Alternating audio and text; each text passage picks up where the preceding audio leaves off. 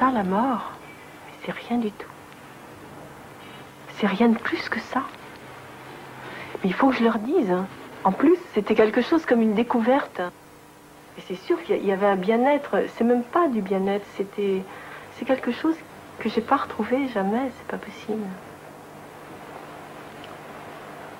Notion d'infini, je sais pas comment dire. C'était le 15 octobre 1987.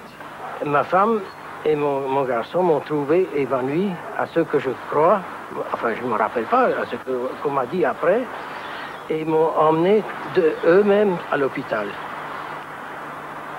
Là, je ne sais plus rien de précis, mais avant de me réveiller, j'ai senti que j'étais dans une obscurité totale. J'étais comme dans un tunnel.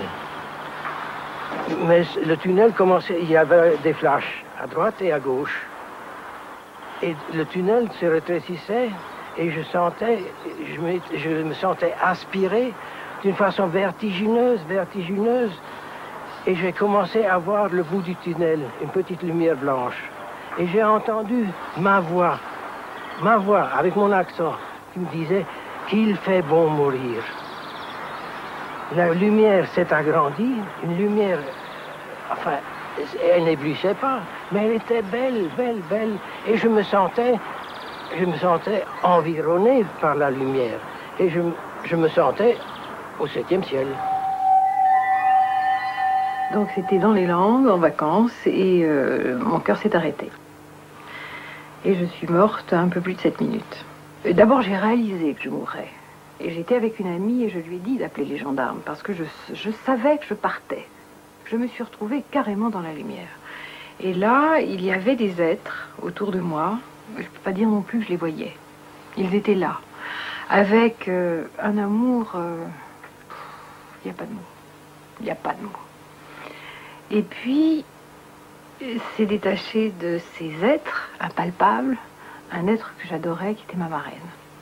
Et j'étais très étonnée de la voir. J'étais émerveillée, étonnée en lui disant « Mais enfin, je croyais que tu étais morte. » Et elle me dit « Mais je suis morte, mais toi aussi. » Et j'ai dit « Mais moi, je vis. » Elle me dit « Oui, tu vis sur un autre plan de conscience, mais tu es morte aux yeux des hommes, et regarde d'où tu viens. » Et j'ai vu les gendarmes qui tentaient de me faire respirer, j'ai vu les pompiers, j'ai vu tous les gens qui bougeaient tout autour. Et curieusement, j'étais très gaie, je trouvais ça très chouette. J'étais même très étonnée des sentiments que j'inspirais dans mon accident. Et puis en même temps, j'ai vu mes enfants qui m'attendaient et qui étaient petits. Et là, j'ai eu une réaction... assez désagréable, à savoir que j'ai eu le sentiment que je n'avais pas le droit d'être aussi heureuse, parce que j'étais profondément heureuse. Je n'avais pas le droit à ce bonheur sans eux. Et j'ai donc dit à ma marraine, mais eux, que vont-ils devenir Et elle m'a dit, tu peux rester là, tu peux retourner d'où tu viens. Si tu retournes d'où tu viens, tu ne seras plus la même. Je dis, ça fait rien, jusqu'à ce qu'ils soient des hommes, je reviens. Et c'est là que le cœur est reparti. C'est un accident bête et idiot en moto, comme il y en a tant. C'est un virage en épingle qu'on voit trop tard, et puis dans lequel on rentre assez vite. Et juste après ce virage, il y avait une fourche avec un joli rail de sécurité au milieu. Et des fois, on décide d'aller tout droit. On sent du vide, on sent du vide, on est dans le vide. Et puis tout d'un coup, on arrive et on voit une lumière. C'est une lumière qui n'existe pas sur Terre. Bon, moi, j'en ai jamais vu et bon, je pense pas que ça existe sur Terre, ce genre de lumière. C'est quelque chose de chaud, c'est quelque chose d'enveloppant, Mais bon, toujours est-il que c'était comme ça et j'ai entendu un grand coup de gong. Un gong, comme ça.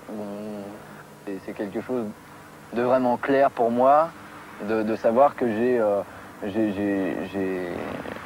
visité ça, oui. J'ai visité le monde de la mort. Pendant longtemps, j'ai pas osé en parler parce que c'était quelque chose qui m'avait complètement remuée. Il y a eu un avant et puis il y a eu un après. Parce que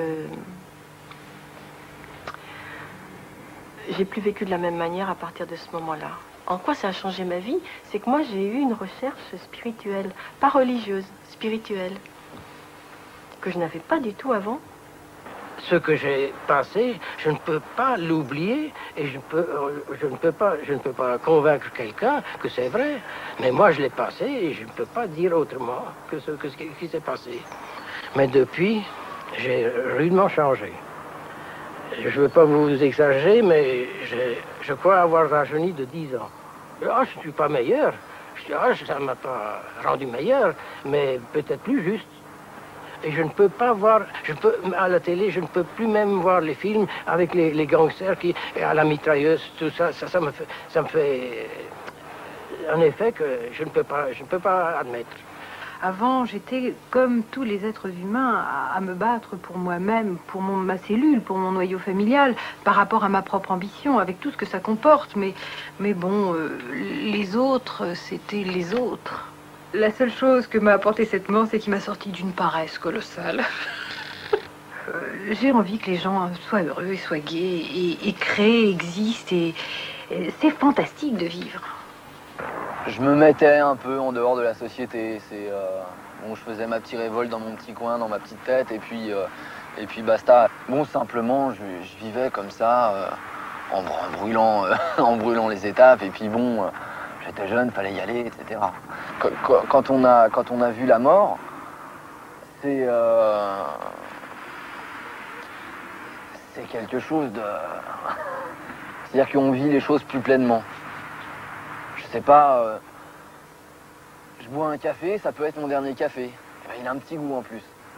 Je sais pas, je vois comme ça, un petit épi, c'est beau. Je dirais pas que ça a changé des choses dans ma vie, je dirais que ça a changé ma vie.